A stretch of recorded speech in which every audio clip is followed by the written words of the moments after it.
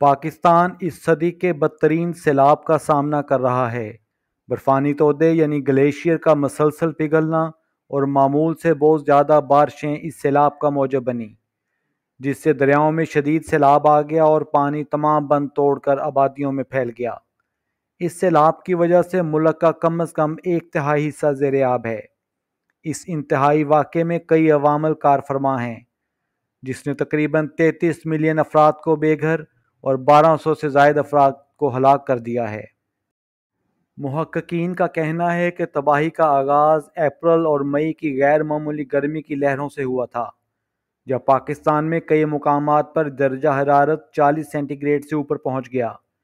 مئی کا سب سے زیادہ گرم دن جیکب آباد شہر کا تھا، جب درجہ حرارت 51 ڈگری سینٹی گریڈ تک پہنچ گیا۔ یہ عام گرمی کی لہریں نہیں تھیں۔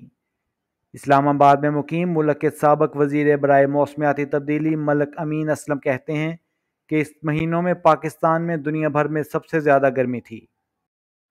اسلام آباد میں global change impact studies centre کے آبی وسائل کے انجینئر ضیاء ہاشمی نے اپنی رائے کا اظہار کرتے ہوئے کہا کہ اس سال کے اوائل میں ماہرین موسمیات نے خبردار کیا تھا کہ شدید درجہ حرارت کے نتیجے میں ممکنہ طور پہ ملک میں مونسون کے موسم میں جولائی سے ستمبر تک بارشیں معمول سے زیادہ ہو سکتی ہیں۔ کامسیٹ یونیورسٹی اسلام آباد کے موسمیاتی سائنسدان اطہر حسین کا کہنا ہے کہ شدید گرمی نے شمالی پہاڑی علاقوں میں گلیشیئرز کو پگھلا دیا، جس سے ان گلیشیئر سے نکلنے والے چشموں میں پانی کی مقدار میں اضافہ ہوا، جو بالآخر دریائے سندھ میں داخل ہو جاتے ہیں۔ دریائے سندھ پاکستان کا سب سے بڑا دریا ہے اور یہ پورے ملک میں لمبائی کے رخ شمال سے جنوب تک بہتا ہے۔ یہ اس طویل رستے میں شہروں اور زرعی اراضی کے بڑے حصے کو سیراب کرتا ہے۔ جولائی کے مہینہ میں کچھ گلگت کے علاقوں کے گلیشیئرز پر تحقیق سے معلوم ہوتا ہے کہ درائے ہنزہ میں پتھر اور کیچڑ والا پانی تھا، جو کہ درائے سندھ میں ملتا ہے۔ اس کیچڑ سے پتہ چلتا ہے کہ گلیشیئر تیزی سے پگھل رہے ہیں۔ پانی کی ایک بہت بڑی مقدار ان گلیشیئر کی صورت میں کوہ ہمالیہ پر موجود ہے۔ درجہ حرارت کے بڑھنے سے یہ گلیشیئر پھٹ رہے ہیں اور پانی کے بہاؤ میں خطرناک حد تک اضافہ ہوا ہے۔ گرمی کی اس لہر کی وجہ سے بحیرہ عرب میں ہوا کا ایک شدید کم دباؤ پیدا ہوا، جس نے جون کے اوائل میں پاکستان کے ساحلی صوبوں میں شدید بارش کی۔ موسمیات کے ماہرین کا کہنا ہے کہ شاذ و نادر ہی اتنے بڑے پیمانے پر کم دباؤ اس سے پہلے دیکھنے میں آیا ہے۔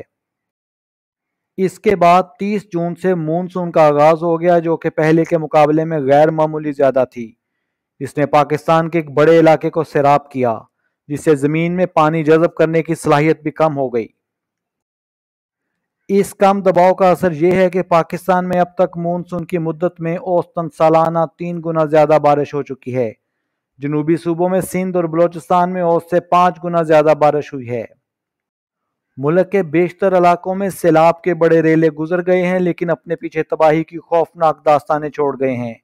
ایک ابتدائی اندازہ کے مطابق 12 لاکھ سے زائد گھر، 1200 سے زائد افراد ہلاک، لاکھوں ایکڑ پر کھڑی فصلیں تباہ، 5000 کلومیٹر سڑکیں اور 240 پل تباہ ہو چکے ہیں، جبکہ ابھی بہت سے علاقوں میں پانی کھڑا ہے، جس کو ختم ہونے میں کئی ہفتے لگ جائیں گے۔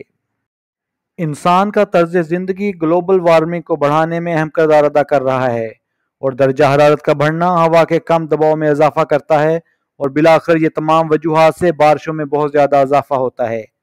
1986 سے اور 2015 کے درمیان پاکستان میں درجہ حرارت میں فی دہائی 3 سینٹی گریڈ کا اضافہ ہوا ہے، جو کہ عالمی اوسط سے زیادہ ہے۔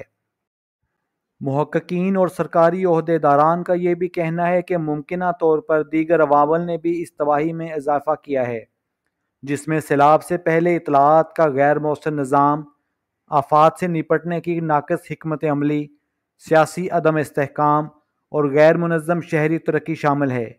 نکاسی آب اور ذخیرہ کرنے کے بنیادی ڈھانچے کی کمی یعنی ڈیموں کی کثرت سے تعمیر میں کمی اس کی بڑی وجوہات ہیں۔ بنیادی طور پر یہ سب گورننس کے مسائل ہیں۔ ان تمام مسائل کو حل کرنے سے سیلاب کی ممکنہ تباہ کاریوں کو بہت کم کیا جا سکتا ہے۔